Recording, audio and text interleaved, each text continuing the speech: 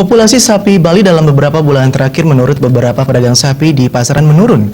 Penurunan tidak hanya dinilai terjadi pada sapi Bali yang dikirim ke luar daerah, tetapi juga sapi Bali yang diternakan di Bali. Penurunan populasi sapi ini disebabkan beberapa faktor, salah satunya banyak peternak sapi Bali yang beralih profesi.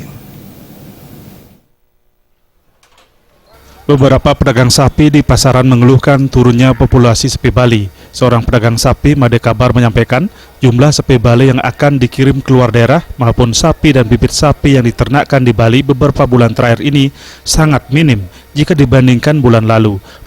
Menurut Made Kabar, penurunan populasi sapi Bali dipengaruhi oleh minimnya bibit sapi Bali untuk dikembangkan. Selain bibit sapi yang minim, menurunnya populasi sapi Bali disebabkan banyaknya peternak sapi beralih profesi. Kondisi ini tidak bisa dilepaskan dari maraknya alih fungsi lahan pertanian. Mungkin lebih dari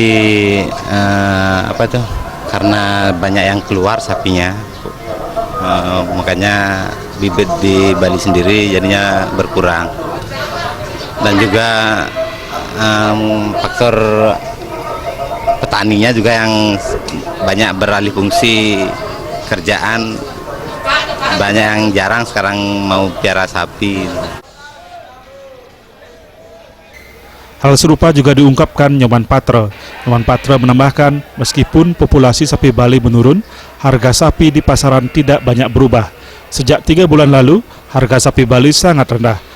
Padahal jika ketersediaan sapi Bali sedikit, harganya seharusnya semakin mahal.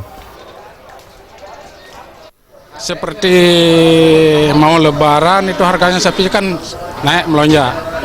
Nah itu petani itu sangat giat, antusias sekali untuk melihara sapi. Nah kan tetapi kalau harga sapi itu anjlok seperti ini, petani itu udah dia beralih mungkin jadi petani untuk padi dan lain sebagainya, untuk melihara sapi itu kurang dia.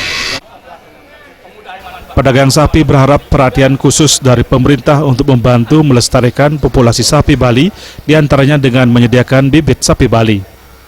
Mariantika dan Riasa, Bali TV.